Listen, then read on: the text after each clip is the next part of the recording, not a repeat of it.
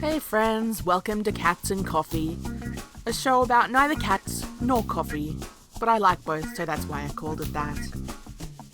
Today's show...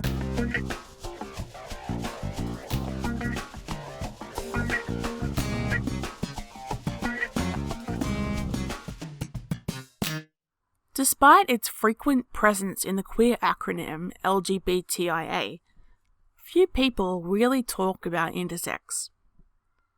To a point, I get why, as we're often hidden, and there aren't many of us willing to talk about our biology.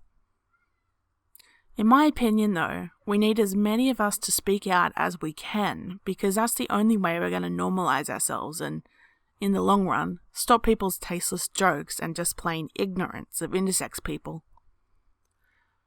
So back to basics. What is intersex? Well, as some of you know, biological sex is a combination of chromosomes and anatomy. Usually, someone with XX chromosomes will develop into a fully functioning female, complete with vagina, uterus, ovaries, and the hormonal cocktail that signifies a fertile adult woman. Likewise, one with XY chromosomes will usually develop as a man, with penis, testes, and facial hair, etc. An intersex person appears when something in the genes, biology, or hormones is different to the norm, causing the person to develop as somewhere between what we might define as male or female. This can range from a genetic mutation undetectable until adulthood, as it was in my case, to obvious genital mixing that can lead parents to agree to surgically assign sex shortly after birth. An extremely unethical practice, FYI. Let me tell you a little about my own intersex condition. I have Swyer Syndrome, a condition where an XY fetus develops as virtually entirely female, except for internal biology that does not present itself until later in life. On my Y chromosome, a mutation occurred that prevented the usual masculinization process during my development in the womb. Therefore, I developed a vagina, a uterus, and my gonads, the sex organ which becomes either ovaries or testes, did not develop at all since it lacked the genetic direction to develop into either one. So I was assigned the female gender at birth, and grew up as a girl for 19 years.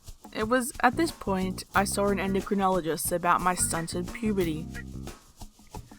I had begun puberty around age 13, but my breasts never grew and I didn't menstruate. As a side note, that is the best part of being intersex instead of female. So, after a couple of rounds of testing, I had a chromosome test, where it was discovered I was XY.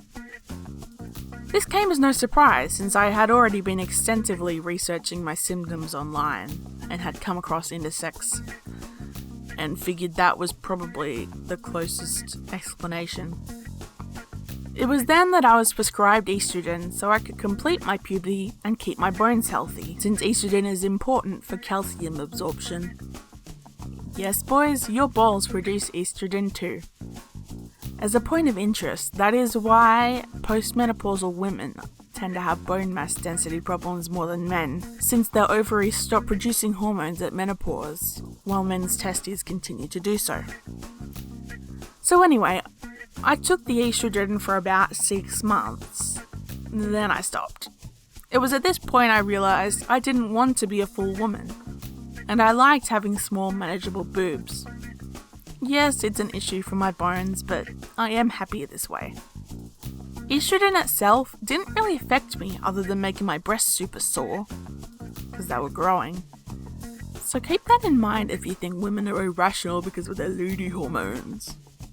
As someone who makes neither estrogen nor testosterone, I think testosterone is more potent in affecting emotions from my point of view.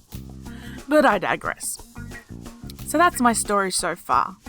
I am supposed to get my gonads removed, as there are hormones bombarding them to get them to do something, and apparently that may lead to cancer. I haven't yet done that, but I will once I have the financial security to deal with it. Until then, I'll be on the lookout for ovarian cancer symptoms. I've had it easy with my nigh undetectable condition. I'm totally comfortable with it and frequently bring it up when some pseudo-scientific bro tries to insert that XY equals man and that's that. I also have an inarguable biological excuse for being gender neutral and asexual, which is frankly kind of a privilege. Alright, I've rambled long enough for the time being. I'll talk more about intersex in future videos. Maybe talk about extra conditions, stuff about sex assignment surgery, hormone replacement therapy, how you can't just trust your doctor to know what's best for you, etc. Until then, later folks. Well folks, that's all for today, but I don't know, if you like this, then why not subscribe or like, or I don't know, what are the kids doing these days? Sharing? Whatever that is. Why not do that? So until next time, see you later.